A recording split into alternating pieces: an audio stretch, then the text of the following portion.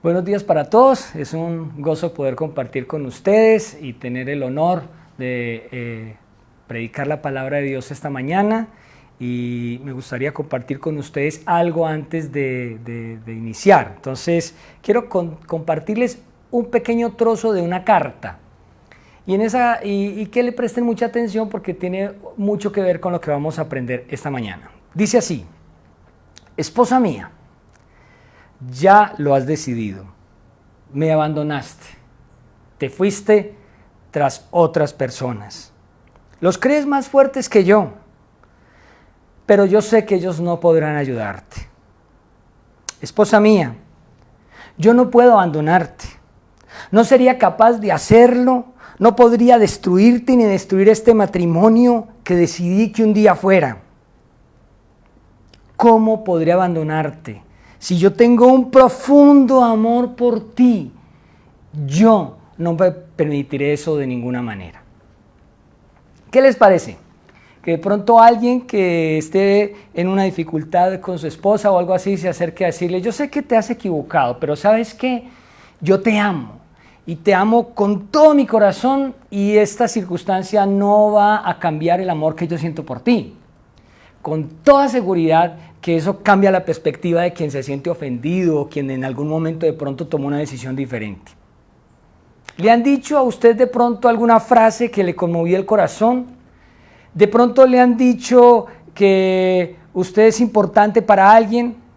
Yo les animo a que en este momento pensemos de pronto en alguna palabra, en una frasecita, en algo que tal vez de pronto alguien que usted ama, con quien usted ha compartido, sus papás, no sé, sus hermanos, su esposa, su esposo, le habrá dicho de pronto una frase, una palabra. Tal vez le escribió una cartica, tal vez le regaló un libro y le puso una notica en ese libro, y a usted esa notica y esa palabra no se le olvidó.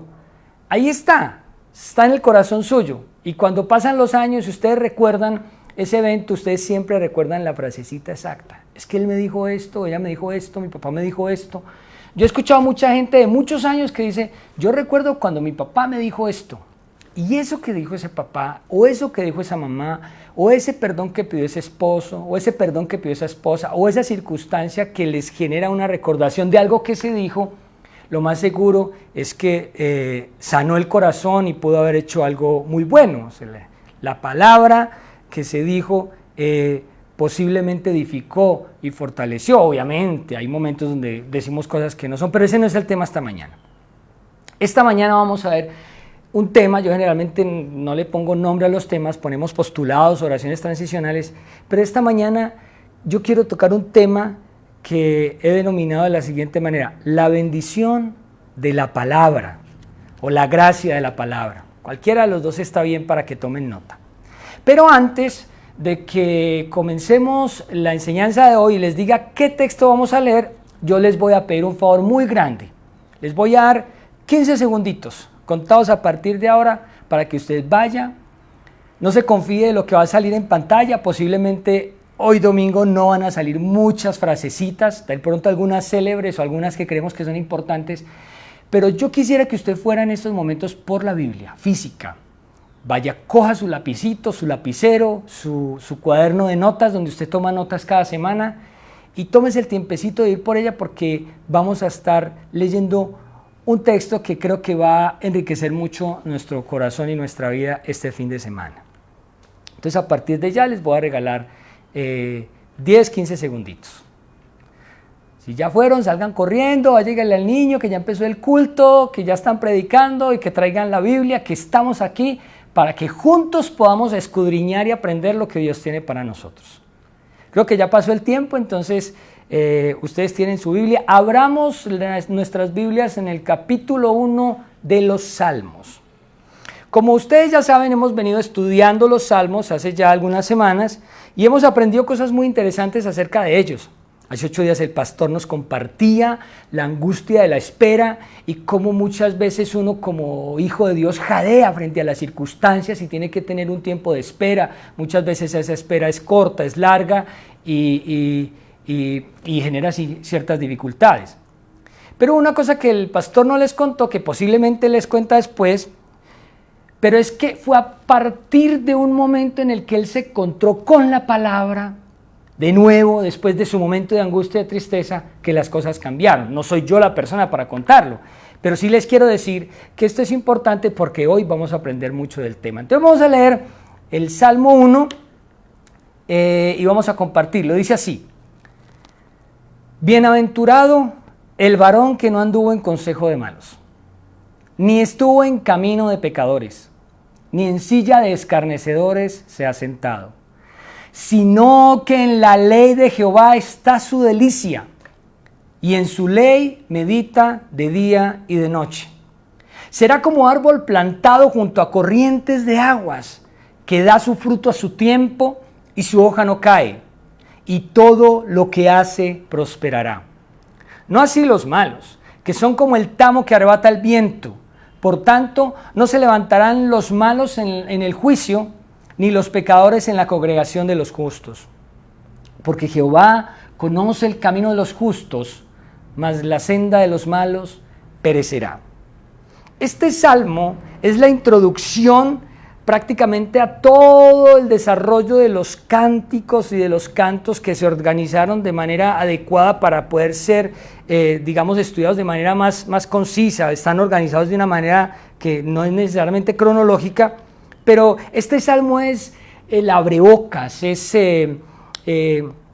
yo digo que es la cereza en el pastel que nos permite vislumbrar, que abre la puerta a una riqueza muy grande que los salmos tienen respecto a temas de adoración, exaltación, adoración y alabanza al Señor.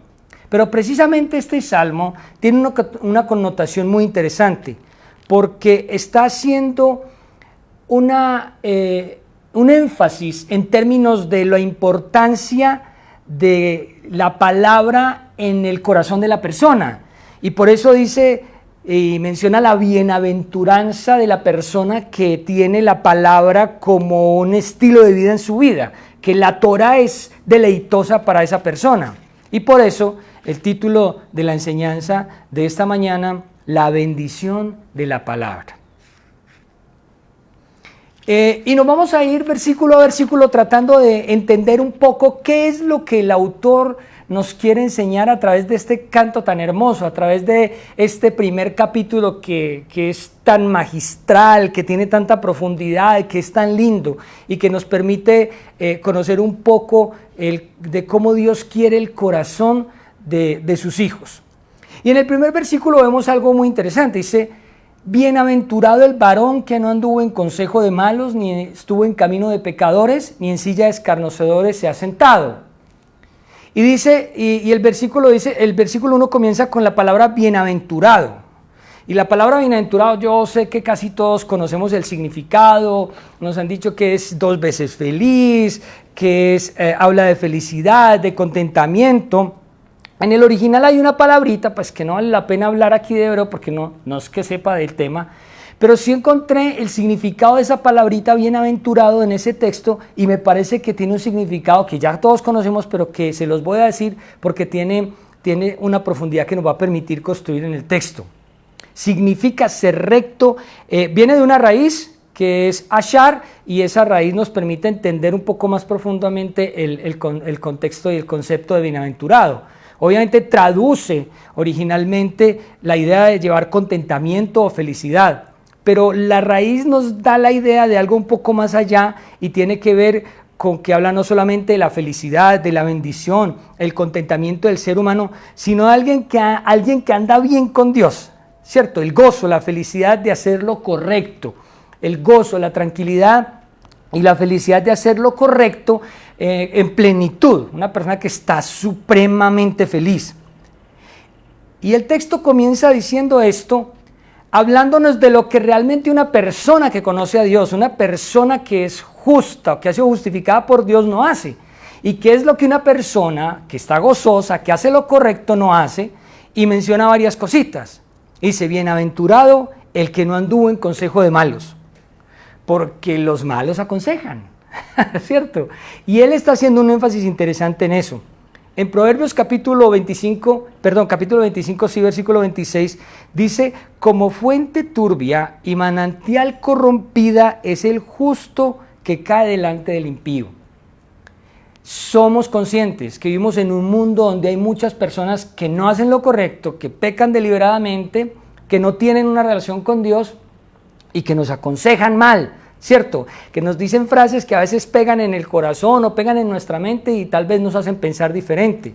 En 2 de Pedro capítulo 2 versículo 17 dice, hablando de los falsos profetas, dice, estos falsos profetas fueron fuentes sin agua, nubes empujadas por la tormenta, para los cuales la más densa oscuridad está reservada. Habla de cómo muchas veces alguna persona con cierta capacidad de convencimiento puede decir cosas que afectan a otros. Como que Dios nos está diciendo, ¿sabe qué? El que anda bien parado, o sea, el que está feliz, el que es 2 veces feliz, esa persona anda en lo correcto, o sea que es una persona que tiene la capacidad de discernir entre el consejo bueno y el consejo malo.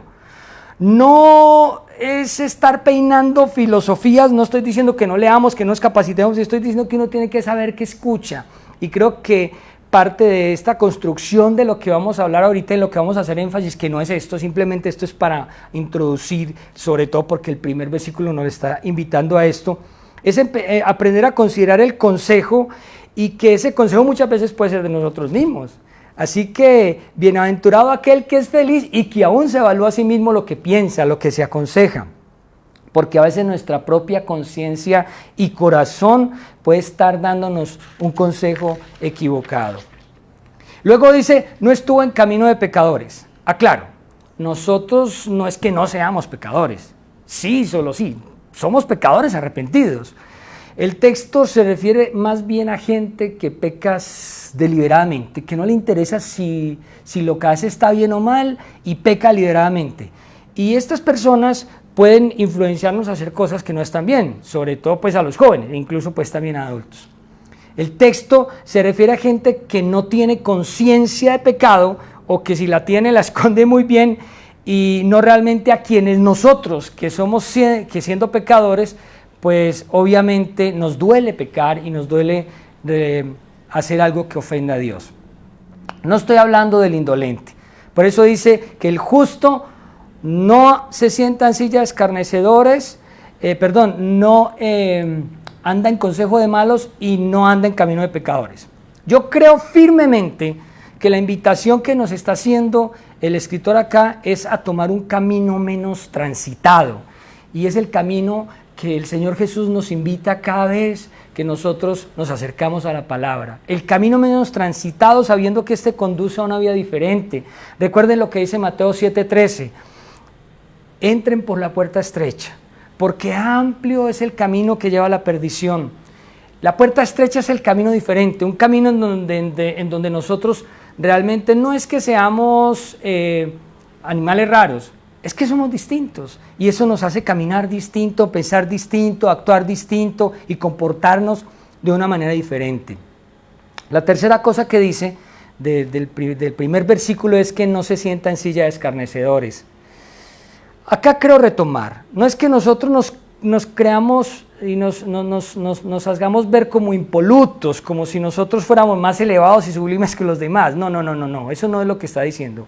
Lo que sí está diciendo el texto es que hay gente que escarnece o se burla o se mofa o del cristianismo o de Dios o de la palabra, sobre todo lo hacen del pueblo de Dios, y el cristiano creo que tiene que aprender a sentar posición.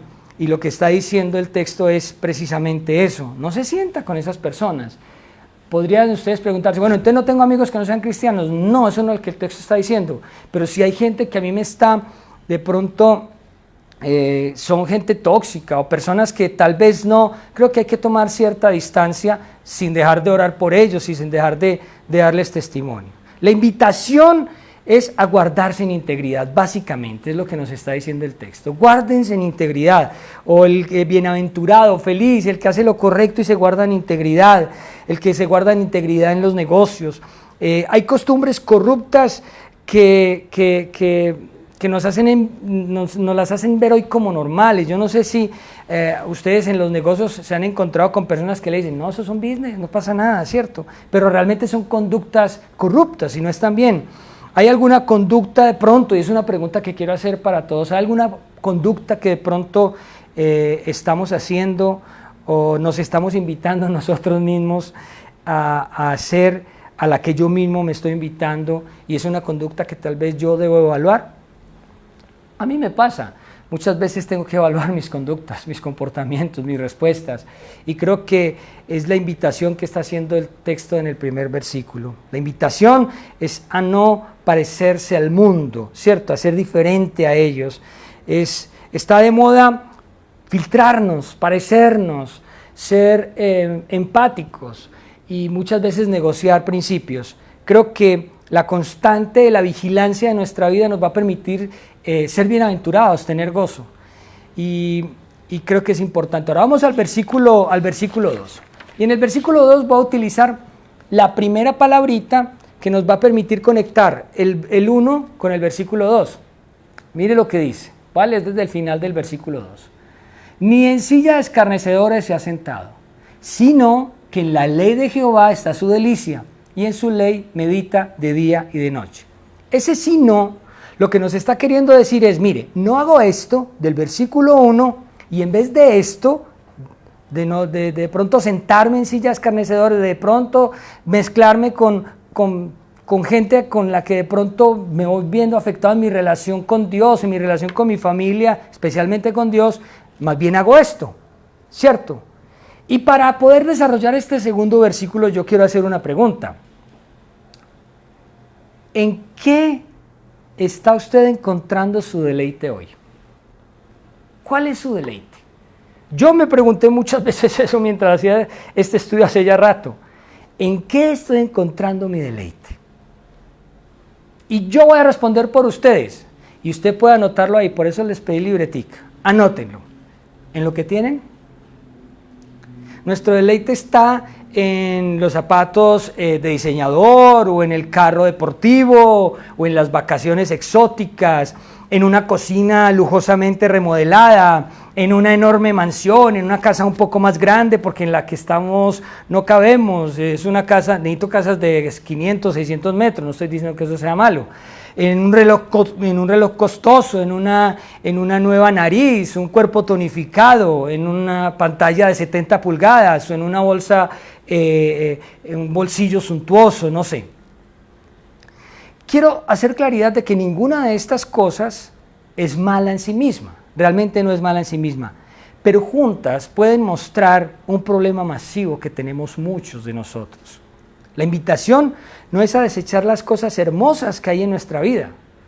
O sea, yo no estoy sugiriendo que tener cosas sea pecado, pero estas cosas que nos asombran o que nos deleitan a veces temporalmente pueden obnubilar, poder tener deleite en lo que nos está invitando el escritor. El problema estará cuando nosotros pensamos que las cosas nos darán la vida que solamente Dios puede darnos. ¿En qué otra cosa podemos estar encontrando nuestro deleite? ¿En lo que hacemos? Los logros personales, los logros académicos, intelectuales, nuestra profesión, tus negocios, tu empresa. Bueno, esto tampoco es malo en sí mismo. Creo que es parte de la vida. Pero las cosas materiales o los logros capturan muchísimas veces nuestro asombro y nuestro deleite. A veces lo decimos, y yo creo que lo he dicho muchas veces, a mí me encanta trabajar, me parece una delicia, qué chévere, pero a veces nos roba tanto el tiempo que nos impide poder acercarnos a este deleite que va mucho más allá de lo que nosotros mismos hemos pensado. Cometemos a veces el terrible error de buscar horizontalmente lo que solamente puede ser hallado verticalmente. Atesoramos la creación más de lo que atesoramos al Creador. Y por eso, aunque estoy haciendo un esbozo fuerte del versículo 2, la invitación del versículo es ese sino que en la palabra de Dios está su delicia. Ese sino que se refiere nada más y nada menos que a deleitarnos en la palabra de Dios. En la palabra de Dios está su delicia. Bienaventurado, feliz, gozoso, el que en la palabra de Dios encuentra la delicia. Los seres humanos buscamos en qué deleitarnos. Y somos tú y yo quienes decidimos con qué construimos, con qué llenamos nuestro corazón para deleitarnos. Mira lo que dice el Salmo 119, versículos 15 y 16. En tus mandamientos meditaré, consideraré tus caminos, me regocijaré en tus estatutos. Mire qué belleza esto, no me olvidaré de tus palabras. No construimos horizontalmente. La invitación que nos está haciendo el salmista es a que construyamos verticalmente, de aquí para allá, porque Él es quien conoce nuestros corazones, Él es quien conoce nuestra vida. Por eso el salmista decía de manera tan tremenda, en tus mandamientos meditaré, tendré en cuenta tus caminos. Dice, me regocijaré en tus estatutos. Y mire lo que dice el Salmo 119, también el versículo 97. Voy a leer algunos del Salmo 119 porque creo que ahí vamos a tener muchas herramientas que nos van a permitir enamorarnos, así como les leí ahorita esa cartica de ese esposo enamorado de su esposa que no la va a abandonar y que está en la Biblia, y que los invito a que la descubran en qué parte de la Biblia está Carita Feliz, para que me digan qué parte de la Biblia está esa porción que yo parafraseé, obviamente. Y voy a tomarme el tiempecito, voy a tratar de ser muy breve, de leer algunos versos que son maravillosos en cuanto a esto. Mira lo que dice el verso 97. Oh, cuánto amo tu ley. Este salmista estaba enamorado de ese Dios al que conocía, por eso podía decir que meditaba en sus mandamientos. El versículo 103, mire, dice, cuán dulces son a mi paladar tus palabras, más que la miel en mi boca. Él entendía en lo profundo de su ser, su relación vertical, una relación en la que las palabras de Dios no lo abrumaban, lo deleitaban, hacían que se sintiera delicioso, dulce esa presencia de la palabra de Dios en el corazón del salmista. De tus mandamientos he adquirido inteligencia, por tanto he aborrecido todo camino de mentira. La palabra nos permite enderezar nuestros caminos. Cuando creemos que es lo material o los logros que hemos tenido nuestro deleite, pero la frustración llega después. Yo recuerdo un profesor en la universidad que nos decía, ¿ustedes se acuerdan cuando terminaron quinto de primaria? Eran felices y pensaron que ya eran los grandes, pero cuando llegaron al colegio se dieron cuenta que eran los pequeños y dijeron, cuando termine bachillerato voy a ser feliz. Y terminamos la secundaria y nos dimos cuenta que faltaba más. Y recuerdo que cuando entramos a la universidad, mientras él nos decía eso, yo recordaba eso, yo decía, me voy a graduar. Y ese profesor, yo le aprendí algo muy interesante al profesor, después se los cuento. Ese profesor decía, ¿y ustedes hoy se están graduando? Y creen que ya cogieron el cielo con las manos, pero apenas están empezando. Cuando pasen los años se van a dar cuenta que cada uno es un triunfo, un logro que usted quiere adquirir, pero le genera cierta frustración. La palabra no nos frustra. El salmista dice con su boca llena, oh, cuánto amo yo tu palabra. Cuánto me enamora. El salmista se derrite de amor por la palabra de Dios.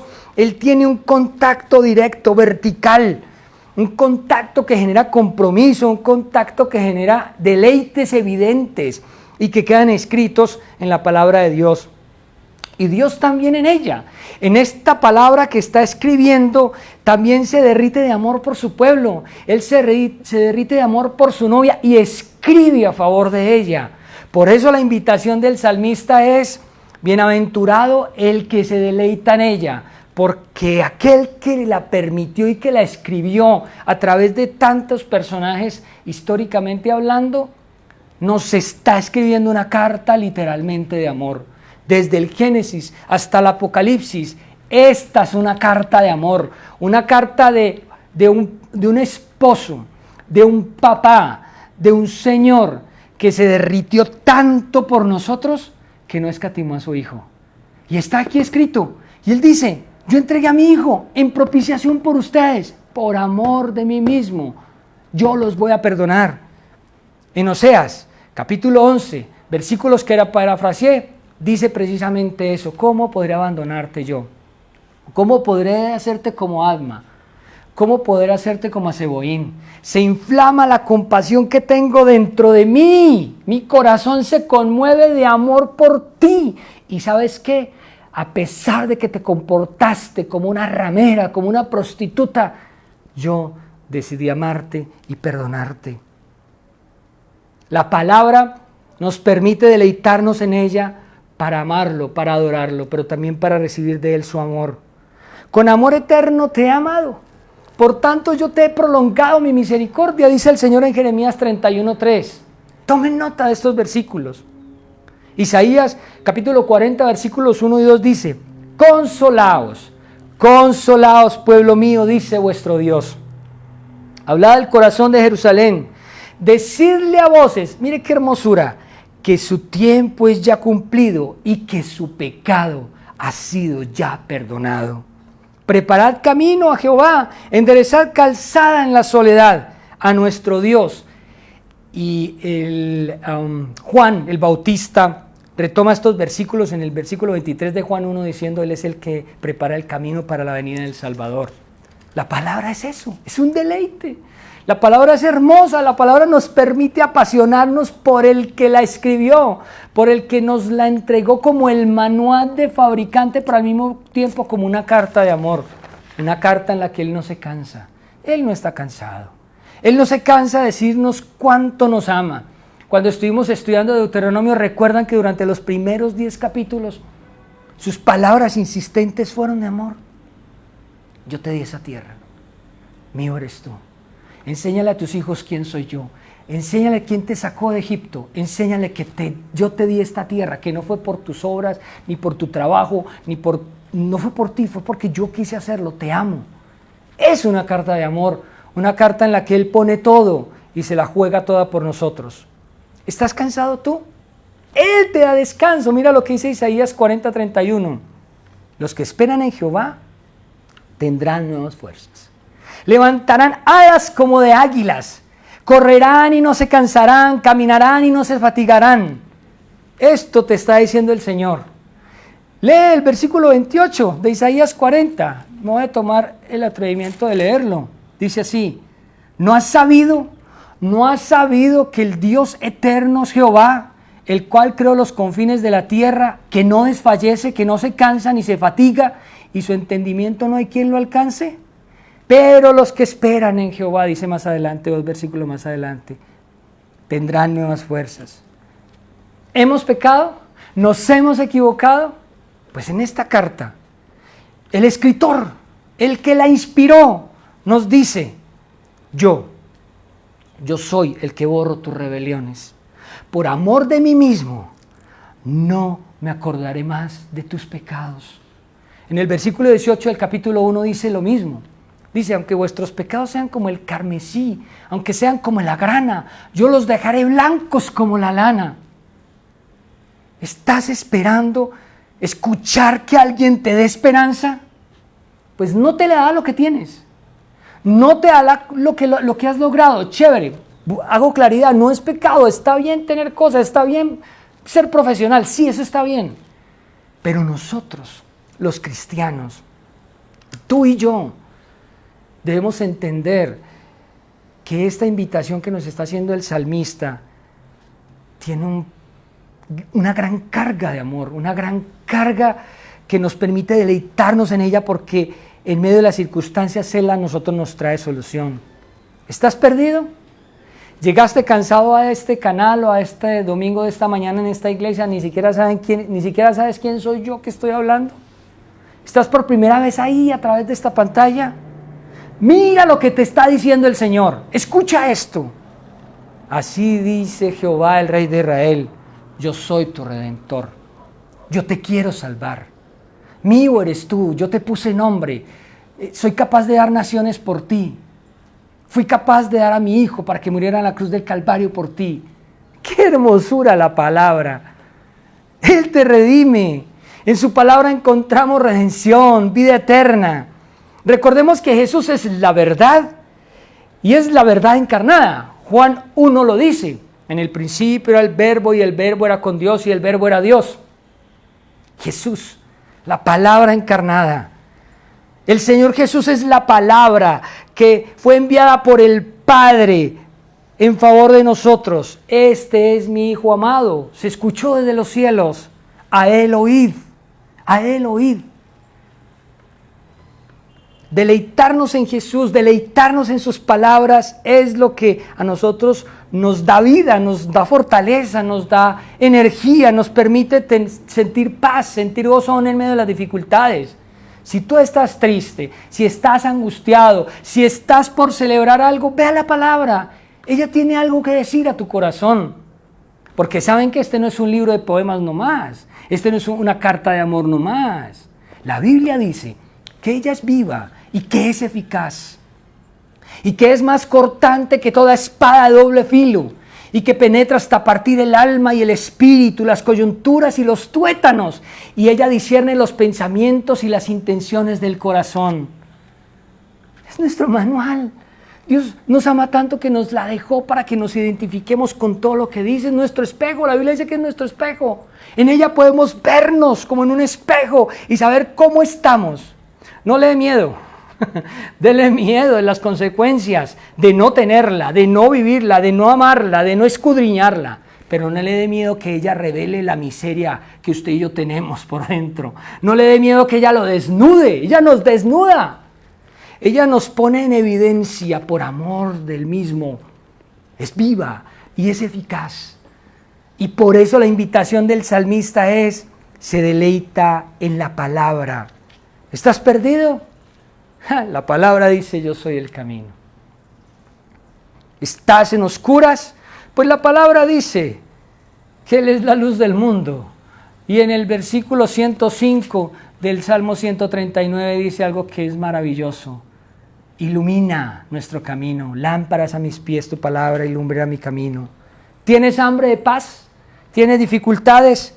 Yo soy el pan de vida. En el encuentro que tuvo el Señor Jesús con la samaritana le dijo: yo soy el agua de vida. ¿Tienes sed?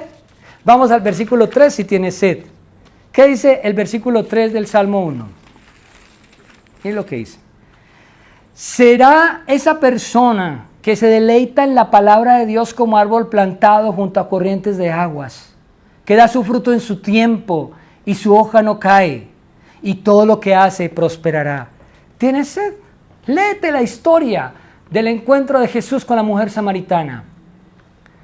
Recuerda lo que le dijo el Señor Jesús: dame de beber. Ella le dice: bueno,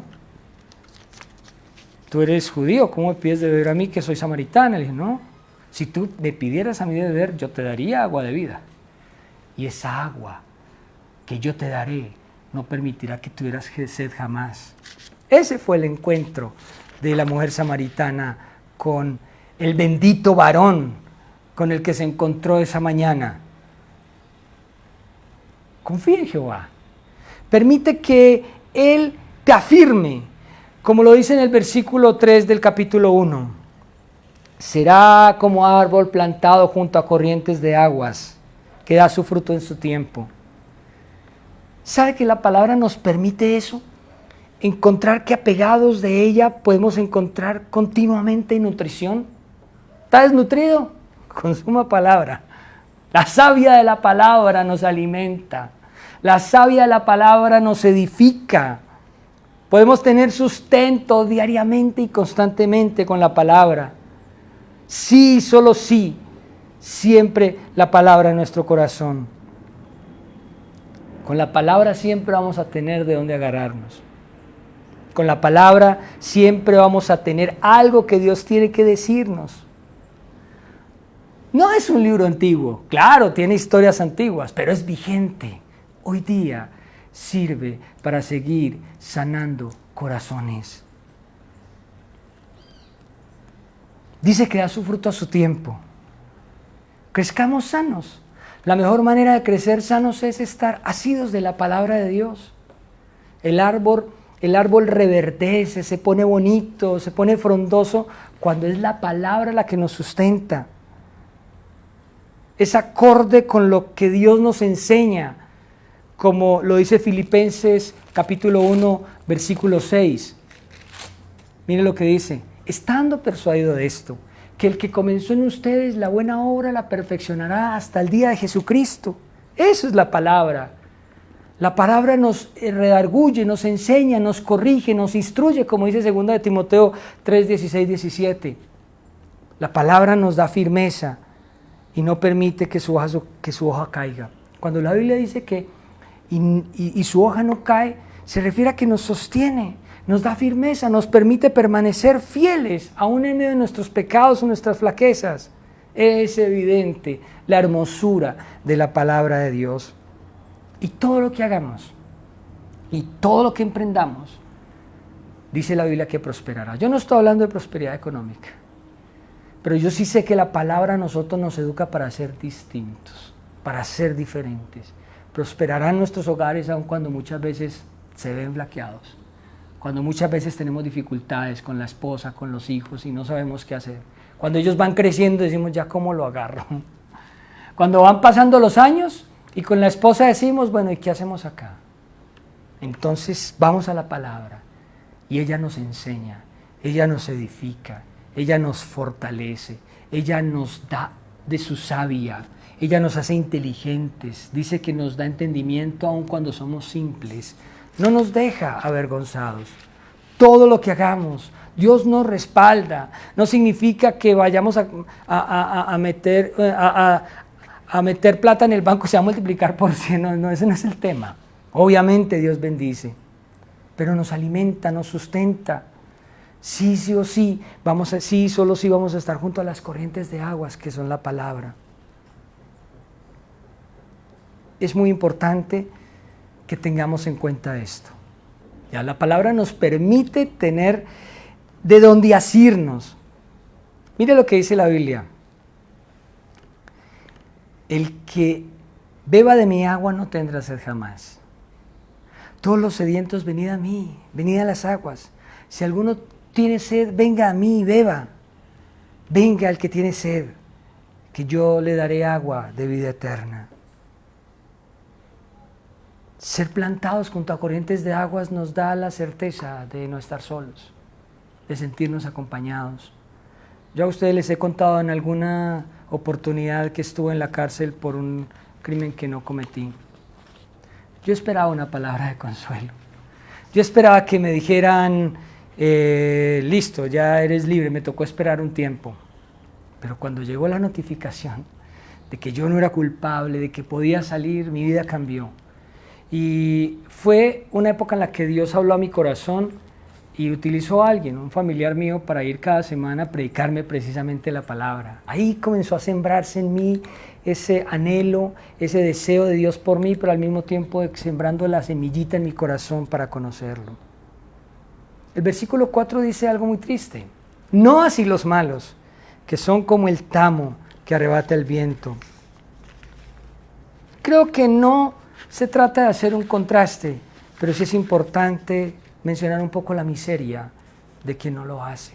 No importa qué cargo tengas, no importa qué tan importante eres en tu compañía, en tu unidad, donde sea. Si tú no tienes la palabra como un referente, si tú no tienes la palabra como un referente en tu vida es efímera. No tiene sentido. Es como el tamo, como el heno seco, una cáscara dura.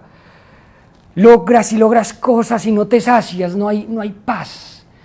Yo te lo digo porque lo viví, no te lo estoy diciendo para maltratarte, te lo estoy diciendo porque sé que es sentirse seco, sé que es sentirse miserable y también sé que es asirse de la palabra y sentir que mi vida puede ser diferente. Por tanto, no se levantarán los malos en el juicio, ni los pecadores en la congregación de los justos. Los que son como el tamo no se levantarán, no se sostendrán, dice la versión NBI. No tendrán sustento, es como luchar, no sé si por tener, acumular, no sé, como objetivos físicos, materiales, pero al fin y al cabo la desazón de no tener una esperanza. La esperanza del perdón, del amor y de la vida eterna. La palabra te da vida eterna. Si no la tienes, yo no te puedo prometer eso. Si tú la tienes, si te metes con ella, ella se va a revelar a ti y va a revelar quién eres tú para que te arrepientas, para que te acerques a Dios y para que tengas una relación con Él. No es un tema mágico. Yo no te estoy hablando de magia. Yo te estoy hablando de la realidad de un libro escrito e inspirado por Dios para el ser humano. Un libro que tiene las directrices de cómo nosotros podemos, jadeando como nos enseñaba Álvaro hace 8 días, en algún momento llegó el Redentor. Y yo recuerdo a Álvaro diciéndome, fue lo que me escribió Silvana, lo que me trajo, lo que activó de nuevo mi relación con Dios. Fue lo que me conectó nuevamente y por eso hoy estoy predicando nuevamente el Evangelio. Pasamos por tiempos de sequedad. Nosotros no podemos vernos como si no tuviéramos dificultades. Pero qué tan distinto es cuando la palabra está en nuestra vida, hermanos, hermanas, niños, jóvenes, bachilleres. El Señor cuida el camino de los justos, mas la senda de los malos perecerá. Qué triste conclusión para quien en algún momento escuchó que había una esperanza, pero la dejó pasar. Escuchó que hay una posibilidad, que le están hablando de la posibilidad de la vida eterna, pero le pareció que era una fábula, le pareció que era un mito, que no tenía nada que ver con él. Hay una realidad. Y es que la palabra tiene vida. Y por eso la invitación esta mañana es a que nos deleitemos en la palabra de Dios. Que no esperemos más, que no nos dejemos robar más el tiempo de Instagram, de TikTok, de Facebook, de las redes sociales, y aprovechemos más el tiempo para escudriñar y deleitarnos en esta hermosa palabra de Dios. Hay mucho que aprender. Yo no dije ni el punto 0,0000001 de lo que Dios tiene que decir a tu corazón. Pero no es por ósmosis. No es por ósmosis. Es metiéndonos a escudriñarla, a aprenderla, y ella se va revelando, se lo aseguro. La gracia, la bendición de la santa palabra de Dios. Ahora vamos a orar entonces. Padre, te damos gracias por tu palabra, por tu presencia y por esta comunidad, Señor. Una comunidad en la que hemos aprendido a amar tu palabra, a respetarla, a escudriñarla. Porque tú quieres que la aprendamos, que sea carne de nuestra carne y hueso de nuestro propio hueso, Señor. Bendigo a la comunidad, Señor, a los jóvenes que a veces le tienen cierta apatía a leer. Yo te pido que los animes, que se enamoren de la lectura, pero de tu palabra. Yo te ruego, Señor, porque esta comunidad sea una comunidad que ama buscar y sigue haciéndolo en tu palabra, Señor. El destino de nuestras vidas está en tus manos. ¿Qué tal no tener el manual cerca a nosotros para saber cómo, Señor, tú quieres seguir conduciendo nuestras vidas? Sigue latimoneando a través de tu enseñanza. Sigue latimoneando a través de tu bendita y hermosa palabra, Señor. Yo te doy gracias, Padre, y te pido por quienes por primera vez están ahí, al otro lado de la pantalla. Yo te quiero pedir por ellos, Señor, para que esta palabra hoy quede y cale en su corazón. No como algo olvidadizo, sino que se quede ahí, en su alma, en su corazón. Que se cumpla aquello que dice Isaías, Señor, en tu palabra. Que tu palabra no llega a ti vacía, sino que hace lo que tú quieres y es prosperada en aquello para el cual tú la estás enviando.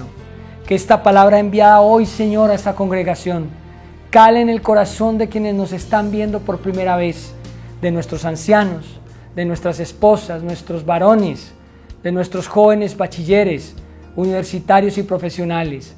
Que toda la comunidad, Señor, de esta iglesia siga siendo apasionada por tu palabra.